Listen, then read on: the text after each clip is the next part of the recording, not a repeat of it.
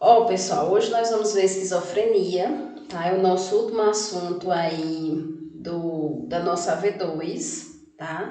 Os assuntos da V2 são esquizofrenia, TOC, que é o transtorno obsessivo compulsivo, e transtorno puerperal, tá certo? Nenhum desses três conteúdos eu coloquei atividades, tá?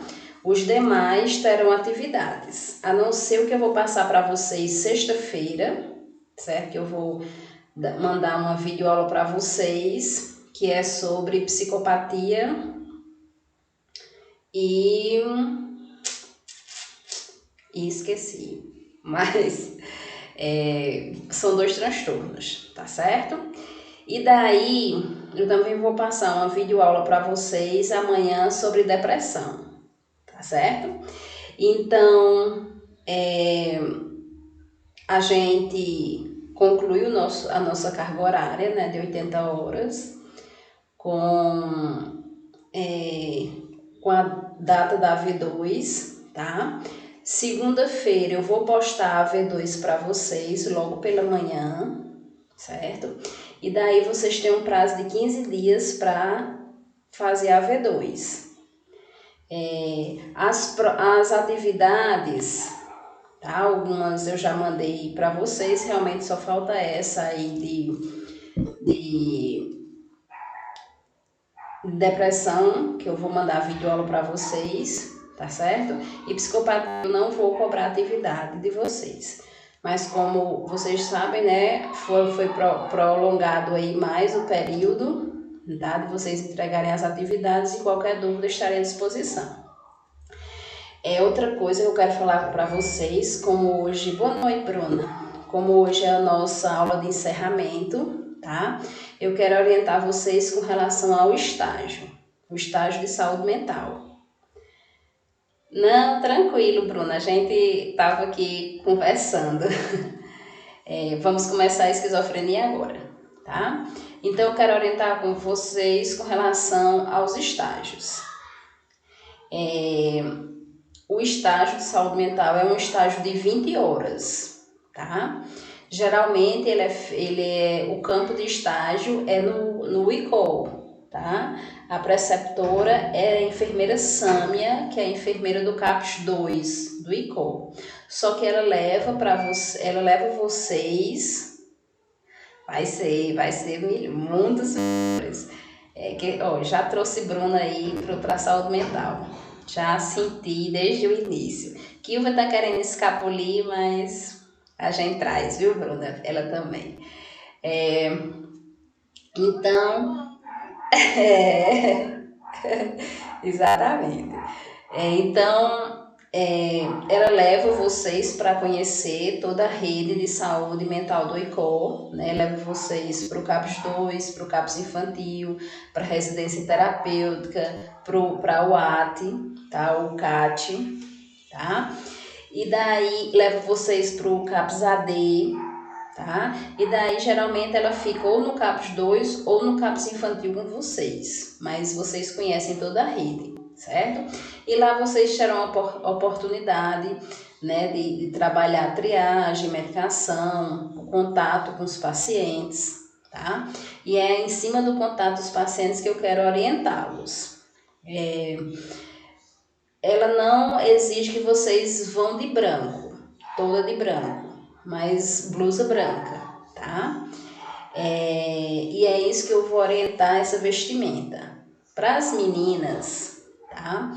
Evitem blusas de alça, certo? Blusas tomara que caia, vão de blusas compostas. Porque como a gente viu em alguns transtornos e também quando a gente viu psicofarmacologia, isso, unhas curtas, tá? Como a gente viu em psicofarmacologia, alguns pacientes aumentam aí a libido, tá? Então, isso possa ser uma forma de chamar mais a atenção deles, tá? Outra coisa, os tênis, né, ou aqueles sapatos não vão de saltos altos, né? Os tênis que vocês costumam ir para os estágios mesmo, certo? Com relação aos adornos, evitem ir com adornos, tá? Se é um objeto que você já usa no seu dia a dia, não precisa você tirar, tá? Por exemplo, você usa um cordão, mas que você já usa no seu dia a dia, né? Você tem aliança, você já usa no seu dia a dia, relógio. Não precisa estar tirando, tá? Mas não fique botando no seu corpo que você não usa, tá? Porque muitas vezes elas querem o que vocês têm, né? As pacientes, elas despertam, né, naquilo que você tem. Se for uma coisa do seu dia a dia, você diz, não, foi minha mãe que me deu, foi meu esposo, eu não posso dar, e não prometam, certo? Porque vai que vocês esqueçam de trazer no dia que prometeu, e daí isso pode fazer com que ela tenha uma labilidade afetiva com vocês, né? Antes ela gostava muito e passe a não gostar, e isso dificulta você no estágio, tá? Outra coisa com relação a, de preferência não dê, ou se você puder dar todas, né? Se você lá tiver muitas bijuteriazinhas que vocês consigam dar todas que estão lá, aí você chega lá, conta se tem para todas e daí você pode dar, certo? Mas no mais, evite, não prometam, ok? No caso dos meninos, né? Vejam sempre essa questão, né? Que elas abraçam muito, tentem, né, ter esse controle. Logicamente que a gente tem que dar uma atenção, porque é um público, né, diferenciado, mas que muitas vezes eles estão nesse apego com a gente, porque eles precisam muitas vezes de uma atenção, de uma conversa, eles não têm isso dentro de casa, tá? Os profissionais de lá já são tão conhecidos que eles não ficam com esse apego, né? E vocês são pessoas novas que vão conviver com eles aí 20 horas, que às vezes ela faz 2 dias e meio, às vezes ela faz 5 manhãs ou 5 tardes, tá? É uma pessoa maravilhosa, ela vai explicar muito essa questão das medicações para vocês, essa questão da vivência, e vocês irão fazer dinâmicas com eles, vão fazer atividades lúdicas com eles, tá? Então, observem, tá? Observe o que é que aquele paciente tem, tente entender a vida deles, tá certo? Aí isso vai complementar o conhecimento de vocês, tá bom? E qualquer dúvida que vocês tiverem, é ótimo, né, Faília? Muito bem. Pronto, olha aí, tá? Qualquer dúvida que vocês tiverem, podem entrar em contato. E outra coisa, pessoal, como quando Faília falou aí, né, que já teve o estágio, eu me lembrei outro ponto importante, a questão de muitas vezes a gente ter medo, tá? Isso nós entendemos, né? Isso a gente conversou aí no nosso primeiro dia de aula, certo? Mas vejam essa questão de não demonstrar este medo, certo? E assim, a Iguatu é uma ótima rede, né, Bruna? Tem muita coisa, muitos serviços. E daí, qualquer coisa que vocês tiverem com relação a esses medos, o que acontecer, conversem com Sâmia, tá? Que ela vai orientá-los com relação a isso. E qualquer coisa, se vocês quiserem conversar com ela, pode entrar em contato comigo que eu posso conversar com ela sobre isso aí. Mas ela é um amor de pessoa, ok, meus amores? Então, vamos começar aí com a esquizofrenia. Isso, tá? A questão, é esse primeiro contato. Muitas vezes a gente vai com aquele medo, né, como a Bruna tá falando aí, o receio, né? Porque a gente escuta muitas histórias, né? Tem todo o histórico, tem uma agressividade, muitos transtornos que a gente viu que apresenta essa agressividade, mas que com o caminhar nós vamos nos adaptando, tá? Mas lembrando que sempre a gente tem que ter um certo cuidado, porque nós estamos trabalhando com mentes que não são confiáveis, né? No sentido da doença, certo? Então, termos cuidados, não demonstrar medos, né, caso tenha, e trabalhar com eles, certo? Então, vamos lá para a esquizofrenia. A esquizofrenia, pessoal, é um dos transtornos mentais que mais causa medo, tá? Por quê? Porque a principal característica da esquizofrenia são as alucinações e os delírios, tá? Então, existe até um rótulo, tá? De que o paciente com transtorno mental, que a única doença do transtorno mental que realmente representa a loucura é o esquizofrênico, tá? Então, assim, além dessa imagem que a esquizofrenia passa, certo? As alucinações muitas vezes não saem da mente do paciente, tá? Nós temos esquizofrênicos que vivem em estado de manutenção e estabilidade, tá? Mas a qualquer momento eles podem entrar em crise e apresentarem alucinações, delírios, e essas vozes, essas pessoas fazem com que eles façam mal a ele mesmo ou a terceiros, ok?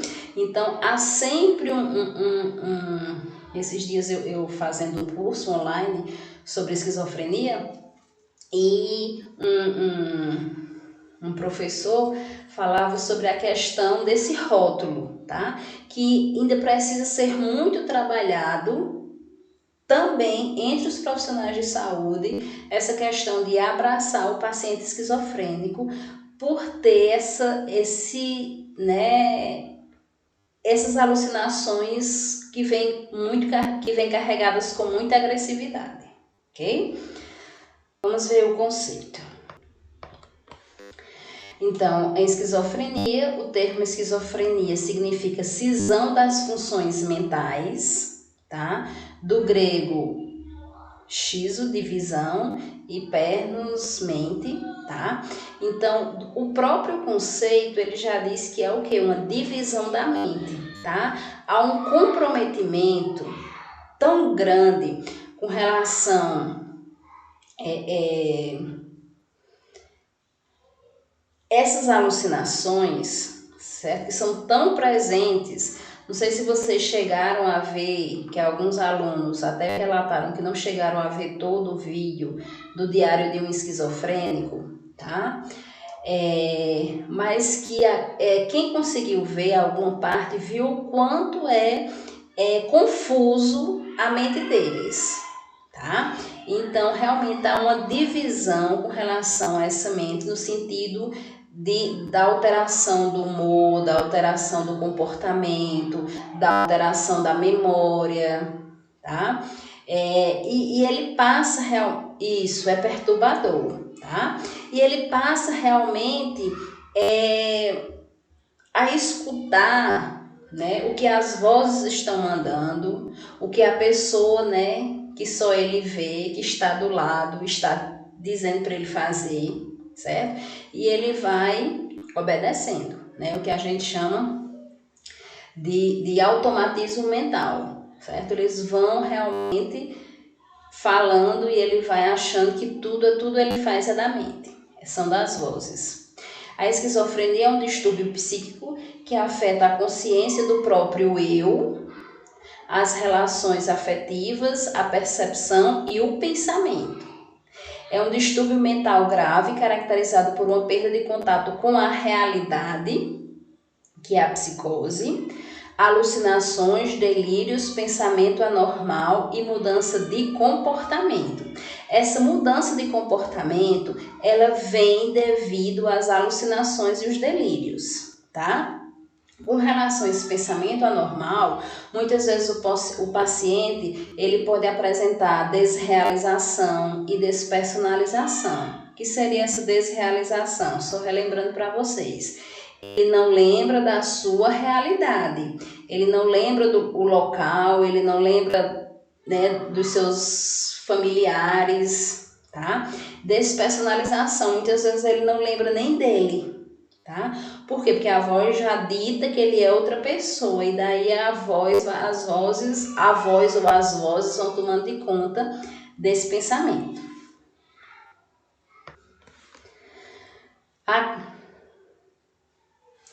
Deixa eu ver aqui o que é que tá falando.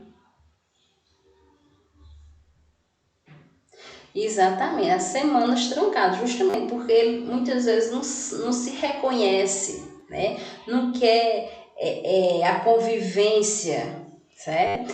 E também, pessoal, por outro lado, tem alguns pacientes com esquizofrenia que eles estão em estado de manutenção e estabilidade, tá? E daí eles sentem que as alucinações estão voltando, que as vozes estão voltando, né? Que aquela pessoa que está sempre com ele, que faz mal para ele, já chegou. E daí muitas vezes ele pede para se isolar, ele pede para ir para um hospital psiquiátrico, porque ele sabe que ele vai fazer tudo que a voz, que a pessoa que está do lado, que o vulto, que o monstro vai mandar fazer, ele vai fazer, tá? Então, a causa. Não existe uma causa única para o desencadear desse transtorno.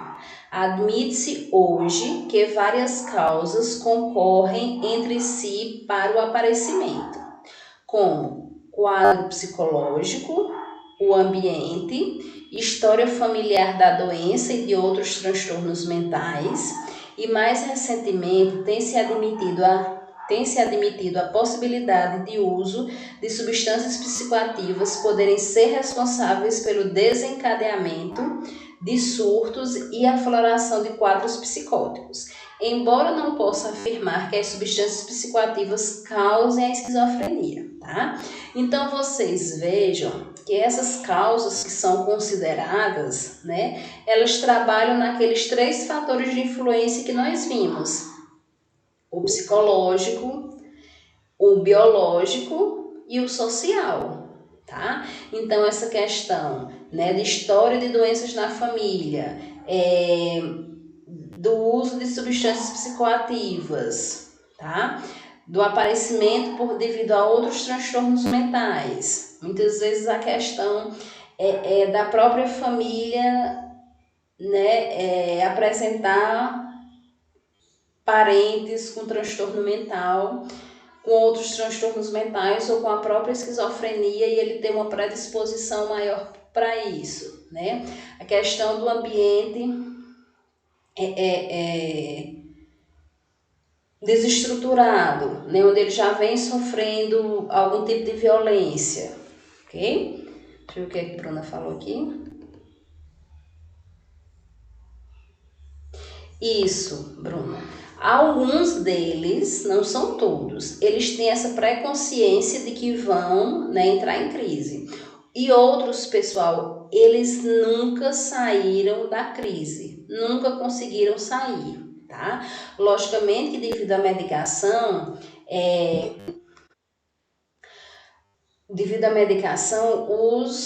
os sintomas ficam menos intensos, certo? Mas eles sempre vão apresentar a sintomatologia. Boa noite, Analine, tá? E daí, pessoal, né? Aqui nós temos o visual do cérebro, tá? Aí eu trouxe essa gravura para que vocês entendam isso aqui que eu vou explicar para vocês. Que as estruturas que afetam a esquizofrenia estão presentes em áreas que regulam a dopamina. E é o aumento dessa substância, no caso a dopamina, que faz surgir os sintomas da doença. Assim, é importante ver o cérebro como um todo, já que o funcionamento anormal dos neurotransmissores afeta também células referentes ao pensamento e ao comportamento, tá? Então, quando a gente for falar nos sintomas, nós vamos ver, né, que o paciente ele apresenta sintomas característicos da esquizofrenia, que esses sintomas característicos da esquizofrenia, eles são causados por esse aumento da dopamina, tá? E nós temos sintomas que são da esquizofrenia, mas que a gente também encontra em outras doenças, em outros transtornos. Que aí ele vem devido à diminuição de outros neurotransmissores, como a serotonina, como a noradrenalina, tá? Então, o que é que acontece? o que vai diferenciar a esquizofrenia de outros transtornos é porque na esquizofrenia especificamente observa-se o aumento da dopamina, tá? Tudo tranquilo? E daí, né, em pessoas, falando que a gente comentou no slide passado, em pessoas com esquizofrenia, o córtex frontal, responsável pela atenção e raciocínio, era o menos ativado, enquanto o corpo estriado, responsável por sensações com um grande número de receptores dopaminérgicos, estava superativo, tá? Então, o que é que, em suma, o que é que os dois slides querem falar, né, sobre a causa da esquizofrenia, apesar de ainda estar sendo estudada, tá? É que ao mesmo tempo que a gente tem um aumento da dopamina, tá, que é um neurotransmissor, a gente tem a diminuição de outros neurotransmissores, como a serotonina e a noradrenalina. Tá? A acetilcolina também, que ela vai influenciar aí na memória do paciente com esquizofrenia, ok? Então, isso aí é uma das causas que estão sendo estudadas para chegar ao diagnóstico aí da esquizofrenia. Aí tem a parte clínica, né, a história familiar, né, de pacientes que tenham parentes de primeiro grau, principalmente de primeiro grau, que já tiveram esquizofrenia, tá? Ou outros transtornos mentais, tá? A questão da vivência dessa pessoa, tanto que algumas literaturas, elas falam que o fechamento de um diagnóstico com esquizofrenia, ele só vai ser feito com a pessoa a partir dos 20 anos, tá? Por quê? Porque se vai ter um histórico, tá? E vai tirar a possibilidade de ser outros transtornos e finalmente vai se diagnosticar que esse paciente apresenta esquizofrenia, ok? Um percentual muito pequeno, 0,5, 0,7 por aí, ocorre de esquizofrenia sendo diagnosticada em crianças, tá? Mas o diagnóstico maior nós temos aí a partir dos 20 anos, que o diagnóstico ele começa a ser fechado. Até lá, a esquizofrenia ela pode estar sendo, a sintomatologia, ela pode estar sendo confundida com outros transtornos mentais. E daí nós vamos para os sintomas, tá? Os sintomas, pessoal, a esquizofrenia ela é dividida em dois grupos de sintomas, que são os sintomas positivos e os sintomas negativos. Os sintomas positivos são aqueles que são específicos da esquizofrenia, tá? Que a junção deles ajuda no diagnóstico da esquizofrenia. Os sintomas negativos, ele confunde, tá? Ele chega ainda a confundir o psiquiatra no sentido de outros transtornos mentais, né? É por isso que, como eu falei para vocês, a causa e o diagnóstico, ele também pega essa parte clínica, porque o psiquiatra ele vai tirando a possibilidade de outros transtornos e realmente chega a uma conclusão da esquizofrenia. Então, nós temos aí os sintomas positivos, que são delírios, alucinações, pensamento e curso desorganizado, tá?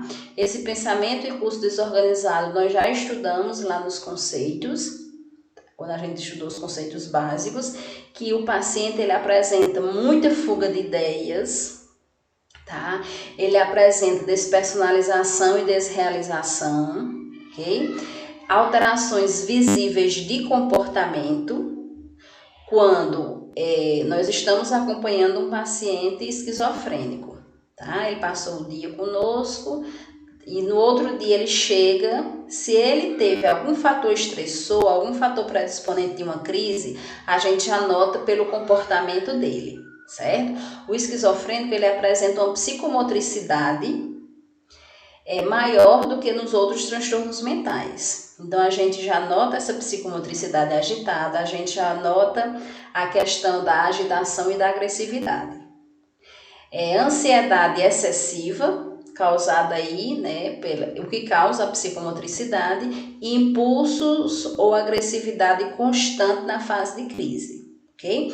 Então, o conjunto disso ajuda o psiquiatra a realmente chegar ao diagnóstico de esquizofrenia. E daí nós temos os sintomas negativos.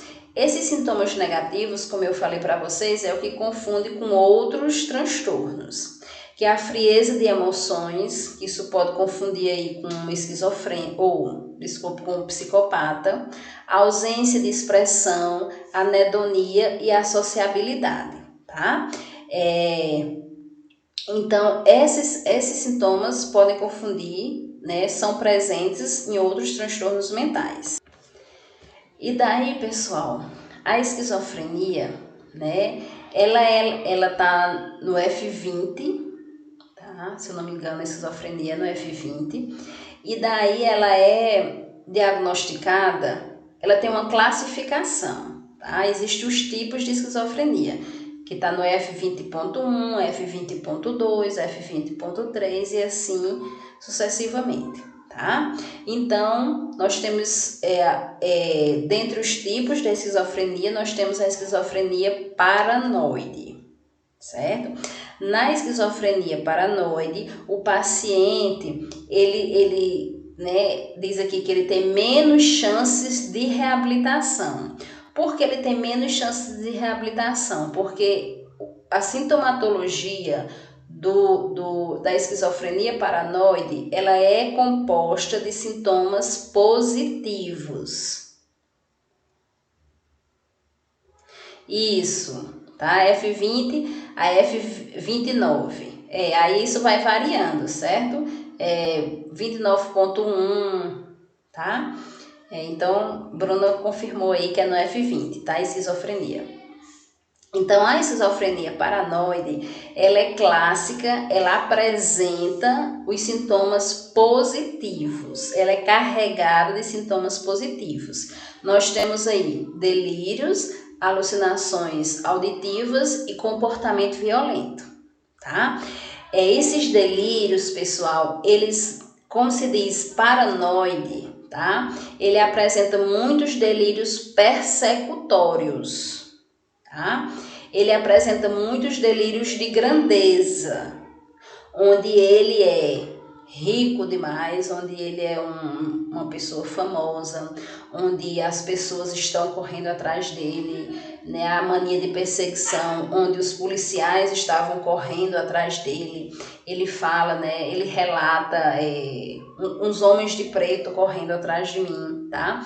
Então, esses delírios são mais voltados para a perseguição, que são os delírios persecutórios, e para grandeza, que são os delírios de grandeza, ok? Então, vocês vejam que a esquizofrenia paranoide, ela apresenta sintomas positivos.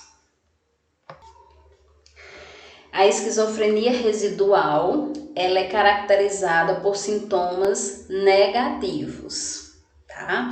Então,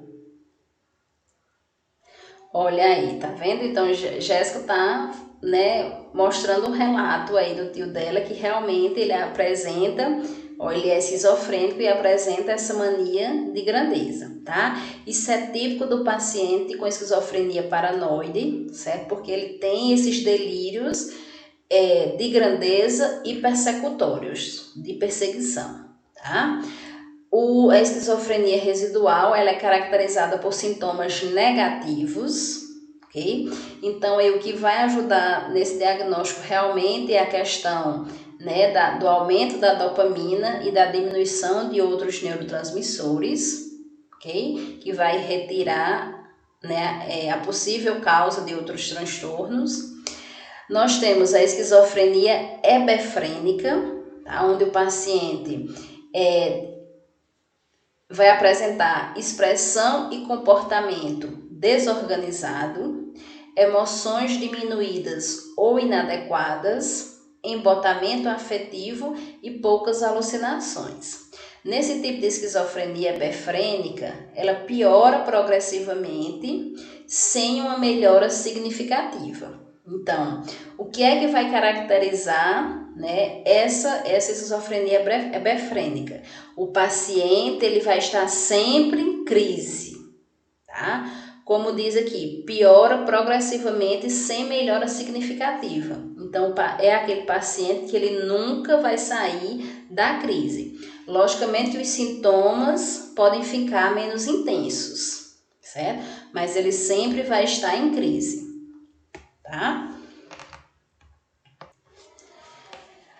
Esquizofrenia catatônica, tá? O catatônico, ele vem, pessoal, pela questão de posições, por mudanças de posições, pela questão da imobilidade, onde o paciente esquizofrênico ele pode passar o dia na mesma posição, tá? Olhando para um local fixo, e daí ele pode ficar aí dias, horas, tá?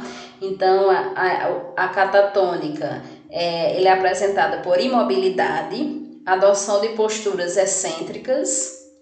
Algumas vezes essas posturas são até desconfortáveis, mas eles permanecem lá. Atividade motora excessiva e repetição de frases ou palavras sem sentido, tá? Essa questão, pessoal, da esquizofrenia catatônica, ela mexe realmente com a estrutura da motricidade, da mobilidade do paciente, tá? Então, além da questão da impregnação causada pelo Aldol, né? O Aldol é um dos medicamentos, é um antipsicótico, né? E antipsicóticos são usados em pacientes esquizofrênicos. Então, além dessa questão do Aldol causar essa impregnação, né? Que essa questão, que essa postura meio robótica do paciente, né, essa rigidez muscular, mas mesmo com a rigidez muscular, ele vai apresentar muita motricidade, né? As pernas vão mexer demais, os braços vão mexer demais, tá certo? E isso é característico também da catatonia. A Jéssica tá aí confirmando, tá? Então, a esquizofrenia catatônica, a principal sintomatologia é a questão da mobilidade. Ele pode ficar imobilizado, né, o dia todo, ele pode ficar imóvel o dia todo, ele pode apresentar posturas excêntricas, ele vai apresentar psicomotricidade. Se ele tiver com impregnação do Aldol, essa psicomotricidade vai ser presente, tá? Ele vai ficar no senta, levanta, senta, levanta, senta, levanta, ok? E a esquizofrenia indiferenciada, ela apresenta os dois tipos de sintomas, tanto os negativos quanto os positivos, tá? Então, ela vai apresentar delírios, alucinações, alteração do pensamento, sintomas negativos e comportamentos excêntricos, ok?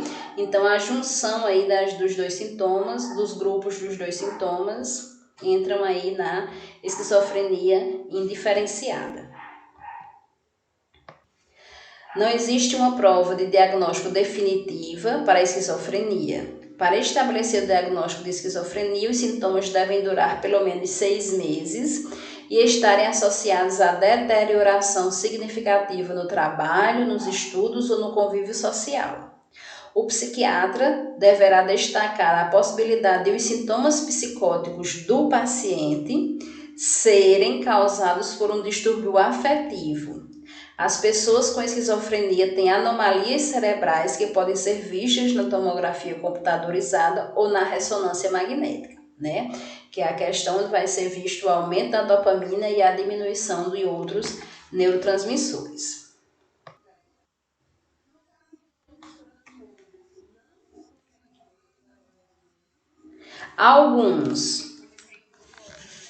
É, alguns conseguem ver, certo? Essa questão como por exemplo, os transtornos que ocorre uma diminuição significativa dos neurotransmissores, consegue ver essa ausência, tá? A depressão se consegue, a maioria deles se consegue, tá? Muitas vezes o médico, o psiquiatra, ele vai mais pela clínica, que é pela sintomatologia, né? Pela história desse paciente, por essa clínica, por essa sintomatologia que é a clínica, certo? E daí ele vai trabalhando com a hipótese diagnóstica, tá? Mas consegue sim ver a diminuição de neurotransmissores, tá? Todos eles se conseguem ver. Alguns se conseguem ver com muita intensidade e outros não, a intensidade é pouca. E daí o psiquiatra, ele trabalha a questão clínica, quando a diminuição dos neurotransmissores é pouco focada, né, na ressonância ou na tomografia. Ok?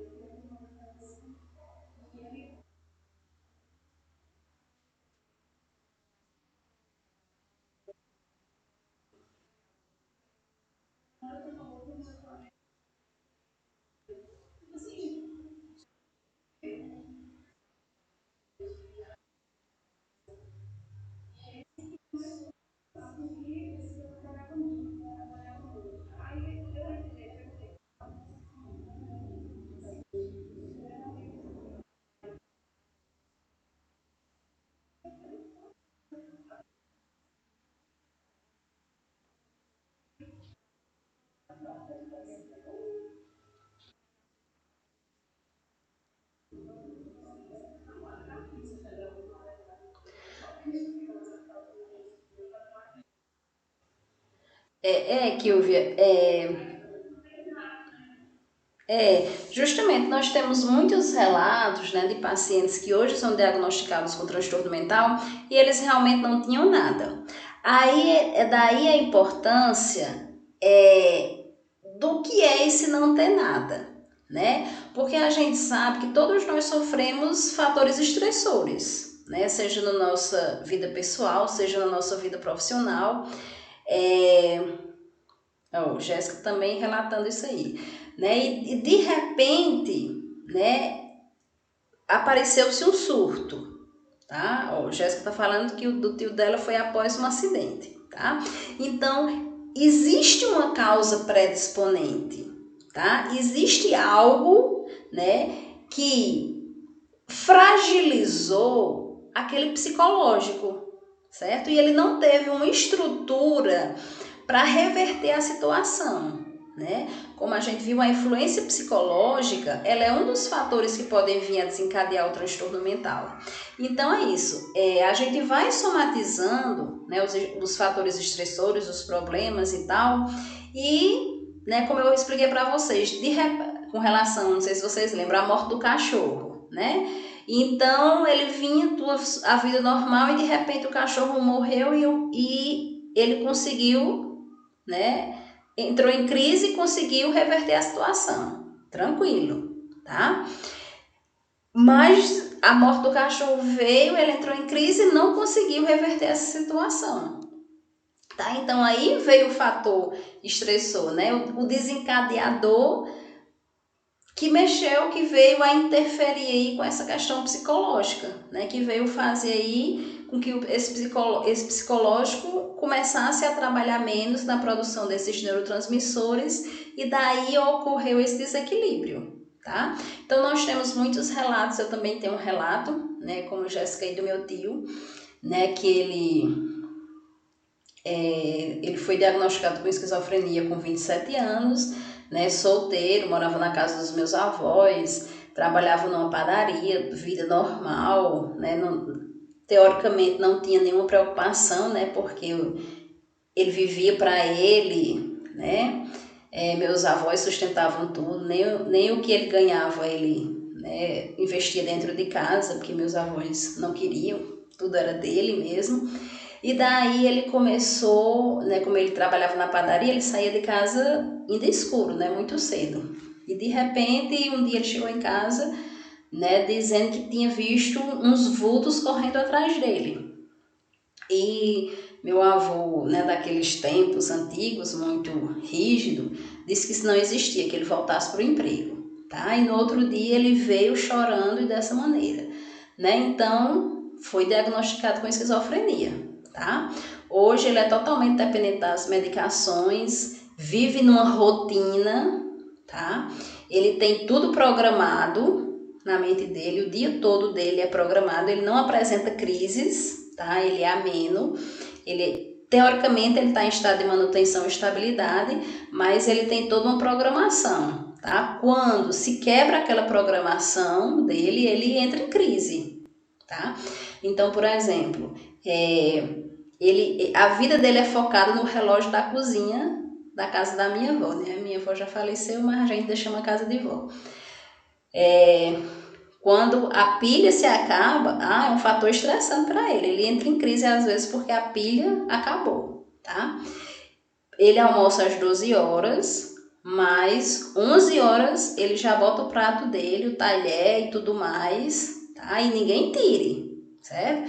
Ele tem um lanche 3 horas da tarde, um leite que minha tia tem que botar esse leite 3 horas da tarde lá para 4 horas ele beber. Tá? E ai minha tia se não botar, porque ele entra em crise, tá? Então, assim, faz uso de medicação, faz uso com psiquiatra, psicólogo, né? E vive assim, numa rede. Não se comunica com a gente, às vezes, né, a gente fala, ele se comunica, às vezes nem fala, e assim ele segue a vida, tá? É sempre deitado numa rede.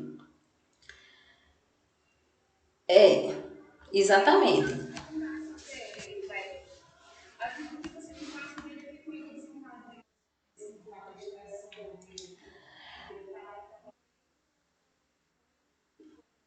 Mulher, minha tia, desculpa, minha avó relata que foi um caso amoroso, tá?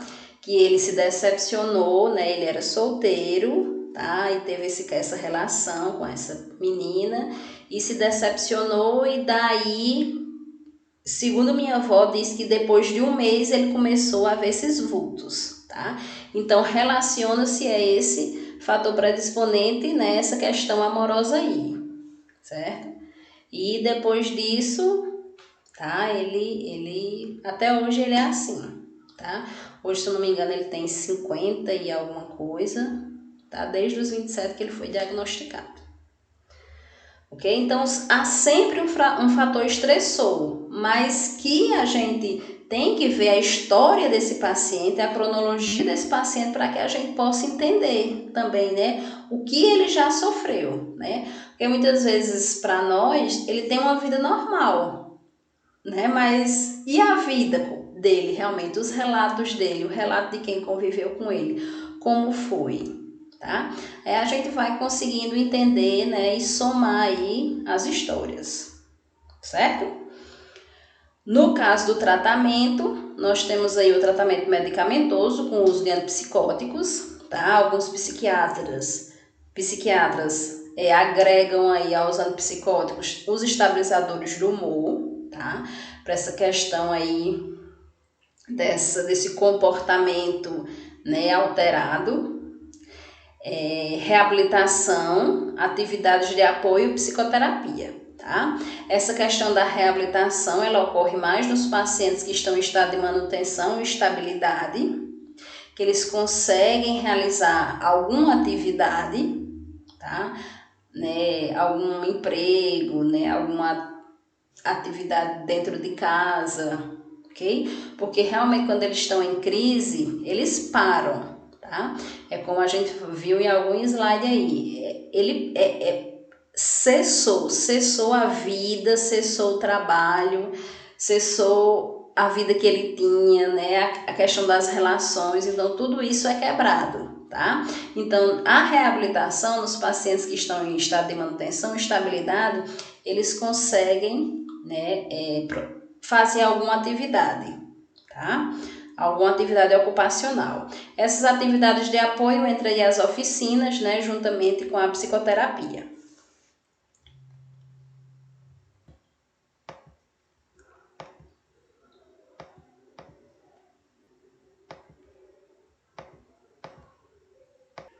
Isso, Jéssica, né? Isso já é um hábito realmente deles, né? Essa questão de não produção, tá? Com alguma ajuda de reabilitação, possa ser que eles façam alguma atividade ocupacional, mas já é típico deles, tá? Aí, pessoal, a família do esquizofrênico, né? Então, se vocês imaginaram o esquizofrênico, vocês já imaginam que é perturbador também a família dele, né? Como é perturbador o ambiente familiar, né? Para o ambiente familiar, tá? Então, nós temos que ver aí a questão do medo, tá? O medo que eles têm, ele poderia fazer mal a si e aos outros, tá? Algumas vezes a gente entende por esse medo a questão dos cárceres privados, tá?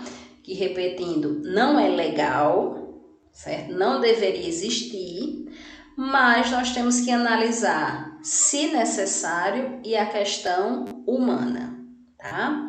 Negação da gravidade. Isso daqui a pouco passa. Você não é como o cara da televisão, né? No início, a família ela tende a negar, certo? Justamente por essa questão da esquizofrenia ser considerado o pior dos transtornos mentais.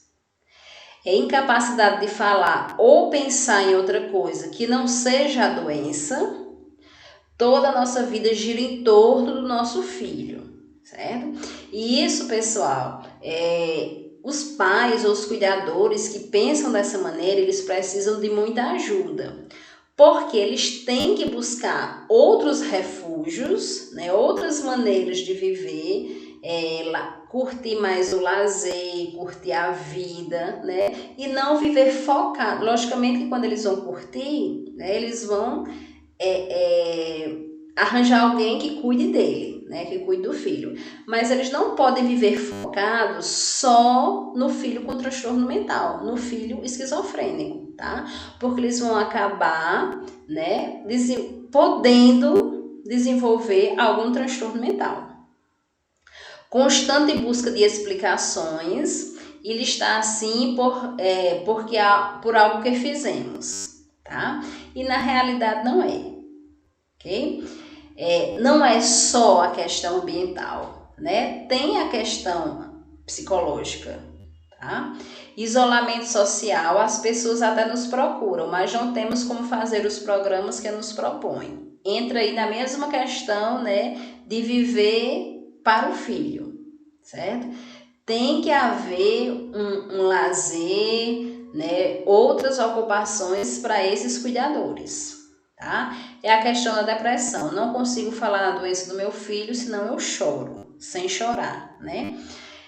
Precisa-se de terapia, tá? Então, essa família, de todos os transtornos mentais, a família do esquizofrênico é a que mais precisa realmente de um apoio dos profissionais, tá? Então, inseri-los em psicoterapia, em oficinas e mostrar refúgios, né, para que ele consiga, muitas vezes, se desestressar do convívio com a pessoa esquizofrênica, é o que a gente deve orientar para essa família. E daí, pessoal, nós temos alguns mitos e verdades, tá? Depois vocês vão ler direitinho e vão entender melhor. Então, mitos. O esquizofrênico não tem tratamento, tá?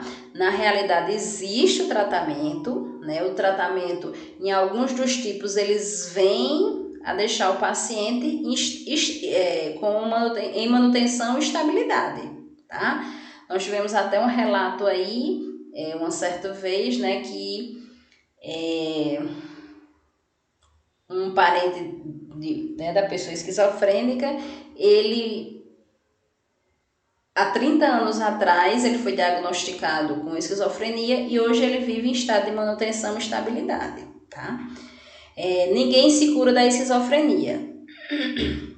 Na realidade, né, Os transtornos mentais, algumas literaturas não existe cura, tá? Existe o estado de manutenção e estabilidade, onde há um controle da sintomatologia, tá? Isso não quer dizer que ele não venha a sentir novamente, ok? Portadores de esquizofrênicos são violentos e perigosos. São, mas não todos, tá? Tem pacientes esquizofrênicos que não apresentam essa agitação e essa agressividade.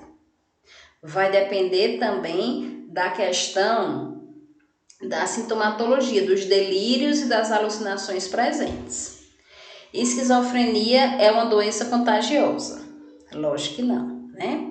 Não se deve acreditar no portador de esquizofrenia. Na realidade, pessoal, essa questão de não acreditar no portador de esquizofrenia, isso a gente não pode acreditar em nenhum paciente com transtorno mental, tá?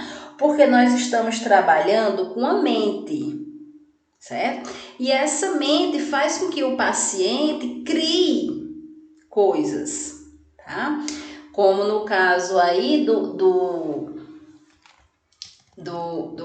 da questão dos delírios, né? De perseguição, de grandeza, tá? Então, nós não vamos, como a gente já falou isso, nós não vamos ir contra, mas também nós não vamos admitir que está vendo, né, as pessoas correndo atrás dele, que está vendo as pessoas batendo na porta. Não estou vendo ninguém, tá? Pessoas com esquizofrenia são preguiçosas, né? E isso é da própria doença, tá? Como nós até falamos aqui nos casos, né? Isso faz parte, ocorre né? Como o próprio conceito disse, uma divisão mental onde vai atingir aí a questão do trabalho, das relações, tá? Da memória, da questão da afetividade. Então, realmente, eles não conseguem, só realmente com reabilitação, com ajuda, que eles vão conseguir fazer alguma atividade. Pessoas com esquizofrenia são imprevisíveis, tá? São imprevisíveis, certo? Mas quando estão em crise, tá? Quando a gente conhece o comportamento deles, isso se torna mito aí, tá? Portadores de esquizofrenia não podem trabalhar, tá? Não é a questão de que não possa, é que a própria doença muitas vezes o faz não conseguir realizar algumas atividades. Esquizofrenia, isso, as rotinas. Esquizofrenia é uma doença para a vida inteira, tá? Aí vamos ver como é essa esquizofrenia, certo? Se a sintomatologia, em alguns casos, ela não é presente para a vida inteira, tá? O paciente ele pode ficar em estado de manutenção e estabilidade. Nós temos pacientes que sempre estarão em crise, mas nós temos pacientes que estarão em manutenção e estabilidade. E a esquizofrenia é causada pelo tipo de criação recebida dos pais, isso é mito, tá? Isso não é verdade, ok? E daí, pessoal, na assistência de enfermagem, tá? Nós temos, né, com relação às orientações, né, no caso de internações, ter uma atenção individual às necessidades, orientação com relação aos surtos, tá? Então, nós devemos mostrar à família que o paciente, mesmo em estado de manutenção e estabilidade, ele pode entrar em surto, os riscos que é para ele e para terceiros, com relação aos delírios e às alucinações, e os efeitos e reações adversas à medicação, como nós temos a questão aí da impregnação do Aldol. Ok? Tudo tranquilo, meus amores? Nós encerramos a esquizofrenia aqui, tá? Então, como eu falei para vocês no início, amanhã eu vou postar uma videoaula para vocês, né, sobre depressão como aula extra, tá? E sexta-feira eu vou postar nossa videoaula no horário da nossa aula, tá? Sobre psicopatia, ok? Segunda-feira eu posto a prova, logo pela manhã informar vocês, tá? Vou deixar aí um prazo de 15 dias e amanhã, quando eu postar a aula de depressão, eu vou colocar a nossa última atividade sobre depressão, tá bom? Alguma dúvida sobre esquizofrenia? Tranquilo? Então, né, foi um prazer estar com vocês esse semestre, tá? Sintam-se abraçados, beijados, sintam meu abraço forte, né? Como sempre, desejo muito sucesso na caminhada de vocês, né? Se Deus quiser, a gente se encontra aí no próximo semestre, tá? E é isso, tá? Estarei sempre à disposição de vocês. Então, a gente termina as nossas aulas, tá? Hoje, nossa última aula síncrona, tá? E completamos toda a nossa carga horária quando eu postar a aula aí, ou a prova segunda-feira, tá? A AV2 segunda-feira. Obrigada, Bruna, tá? Então, cheiro no olho para vocês. Beijão!